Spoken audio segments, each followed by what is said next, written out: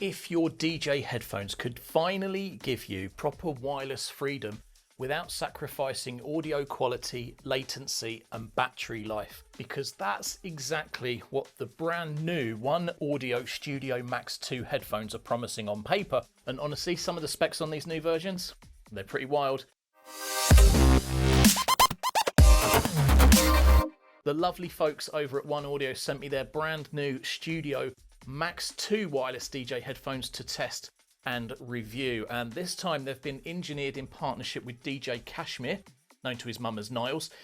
So you already know that a pro working DJ's input has gone into making, engineering and manufacturing these, which is brilliant. Now, I already love the Studio Max 1s. In fact, I've been using the original OneOdio Studio Max 1 as my main DJ headphones since they sent them to me. So naturally, I was very curious to see what the Studio Max 2 bring to the party. So I couldn't wait to get these out of the box.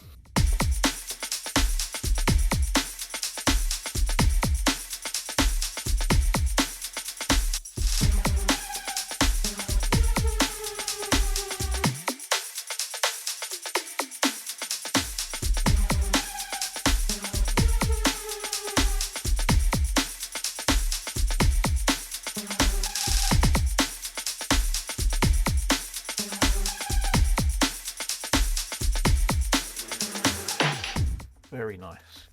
Oh, that's interesting.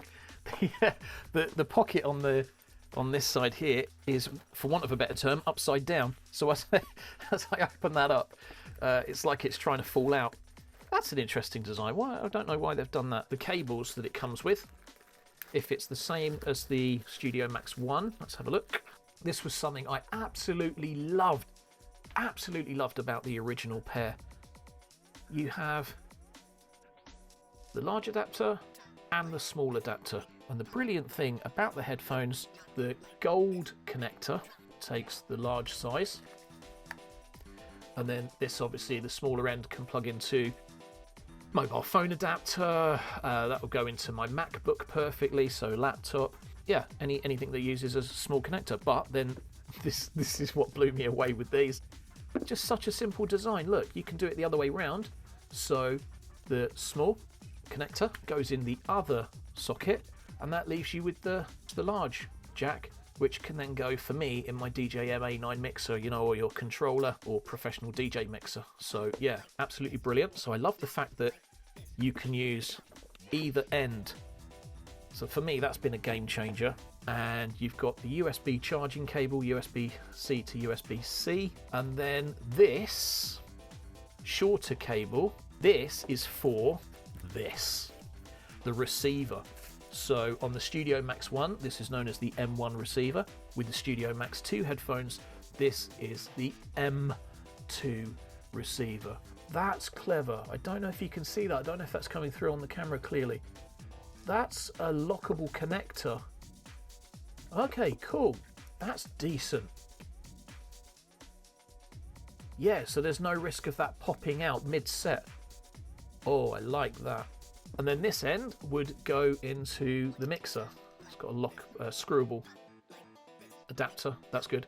And then I'd put that in my DJM A9 mixer, or when I'm playing out any, event mixer. It looks like here, so there's a switch now. So this is different to the Studio Max 1. This has a switch, so I can see that's ULL, ultra low latency. Or I can switch it there to BT. There are a few upgrades in here that genuinely surprised me as well, especially the audio transmission quality, the latency figures, and one feature that makes these incredibly useful for DJs who also game or consume content on mobile devices. I'm going to break down the key features, explain what they actually mean in real-world DJ use, and tell you whether I think these are worth upgrading to. Like the Studio Max 1, they're premium built. You get a really nice EVA hard shell case included, which is always appreciated if you're throwing headphones in DJ bags, backpacks or flight cases. So that is a really, really nice case, honestly.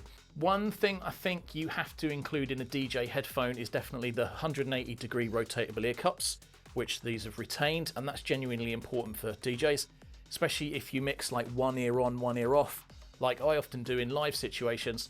Having that flexibility makes monitoring much more comfortable during longer sets. It's not ridiculously heavy either, and they still keep that familiar Studio Max design. And you know what? I found them really comfortable to where the ones, these are just as comfortable. They instantly feel familiar as well, just they're a bit more refined. So I'll talk about the key factor, obviously, in a headphone, audio quality.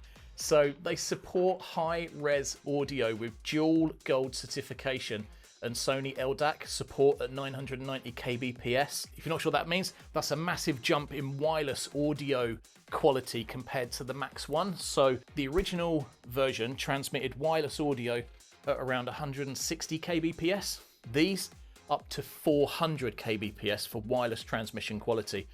And honestly, this matters more than people think. One of the biggest compromises with wireless DJ headphones has always been audio compression. So I don't know if you know this, but you lose detail, separation, punch and clarity. By increasing the transmission speed like they've done up to 400, that helps preserve much more of the quality and the detail in the audio that you're hearing. You especially notice it in the cleaner highs.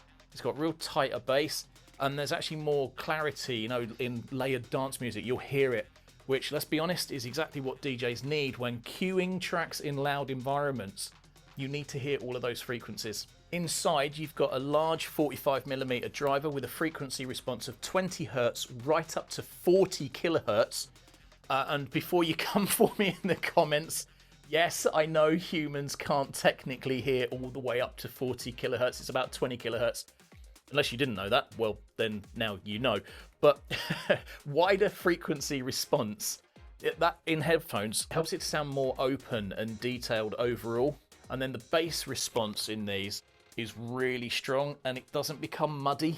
And obviously that's going to be important because overly hyped bass can actually make beat matching harder. It's beautiful in these, it really is. These still feel musical and controlled. Another interesting spec on these actually is the maximum SPL is 118 decibels, which is 3 dB louder than the Studio Max ones, which topped out at 115 dB. So these are 118, that's good. Now, if you've DJ'd in loud clubs, festivals or booth environments before, you'll know exactly why that matters. Sometimes booth monitors are blasting in your ears, and sometimes the crowd noise is insane, and other times the sound engineer seems personally offended by your hearing. So having extra headroom in your headphones can genuinely help with monitoring. Just maybe don't run them at 118 decibels for 6 hours unless you want your ears to sound like dial-up modems afterwards. Old school DJs, you know exactly what I'm talking about. That horrible noise the following morning when you're trying to get to sleep as well. Now this is where things get really interesting for DJs, because the Studio Max 2 has been re-engineered to provide an amazing, you ready for it, 9 milliseconds of ultra low latency using something called RapidWill Plus 3.0. To put that into perspective, the Studio Max 1 headphones that I recently reviewed had 20 milliseconds of latency, and I thought they were awesome. Latency is one of the biggest reasons many DJs still avoid wireless headphones, because even tiny delays between what you do when you're pressing a button to what you hear can completely throw off timing and beat matching. None of us want that. But 9 milliseconds, that is extremely low. So well done, OneOdio. That gets you much closer to the kind of responsiveness that DJs actually need for real performance use. And from my testing of these, the response feels very immediate. It really, really does. This isn't that horrible delayed Bluetooth feeling that we've all experienced when watching YouTube videos on cheap earbuds. I mentioned that when I was reviewing the Studio Max 1s. You don't get that with these. You really don't, especially in the ultra low latency mode. Now they do also include a dedicated 60 millisecond gaming mode and EQ optimization through the OneOdio app integration. I actually like the direction they've gone with this because not every DJ wants the same sound profile. Some people like exaggerated bass, some people want a flatter studio style monitoring.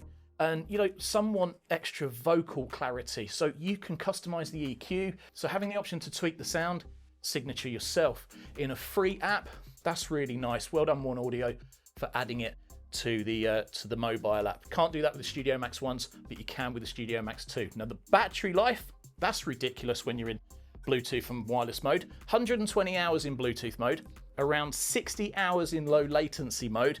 That is huge. But there is one important thing that I think you need to be aware of, that the transmitter, the M2 transmitter that it now comes with, that's only lasted for about 50 hours. So if the headphones are 60 hours, this lasts for 50. So personally, I would recommend before an important gig, make sure everything is fully charged if you're going to use them in wireless mode, that ultra low latency mode, because there's nothing more stressful than turning up to a set and discovering that the transmitter battery is hanging on for dear life at 2%, even though the headphones have got like 20% charge left. The fast charging is seriously impressive too. 5 minutes of charge will give you 9 hours of playback. I know, I kid you not. That's one of the features that you don't think about, right? Until you desperately need it. Is everything charged? 5 minutes gives you 9 hours. Mental. Full charging takes about 2.5 hours for the headphones, takes about 2 hours for the transmitter. So again, get it all charged before you've got a big gig ahead. You've got 4 different connection methods with these headphones as well. So there's a switch on the side for ULL, ultra low latency, Bluetooth, which is 6.0 on these, and then you've got a big jack and a little jack on this cable. And the wireless is around 10 meters. If I remember correctly, that's a bit shorter than the Studio Max 1 by about 10 meters. I'm sure the originals were 20 meters. So realistically for DJ use, 10 meters is still absolutely fine, unless you're planning on wandering off into the crowd mid-set, pretending you're Fatboy Slim at Brighton Beach, right? So yeah, wireless connectivity for ultra low latency is around 10 meters. Try not to push it too far more than that. A few other nice additions worth mentioning is that OneAudio offer free, fast, global shipping, 30-day money-back guarantee, and a 24-month warranty. So you haven't got much to lose by trying them, you know. Now, these have just launched, so if you're one of the first 1,000 people to buy a pair, they'll be signed by Kashmir himself, which collectors and fans will no doubt absolutely love. So do I think the Studio Max 2 are an upgrade over the Max 1? Abso-flippin-lutely. Yes, I do.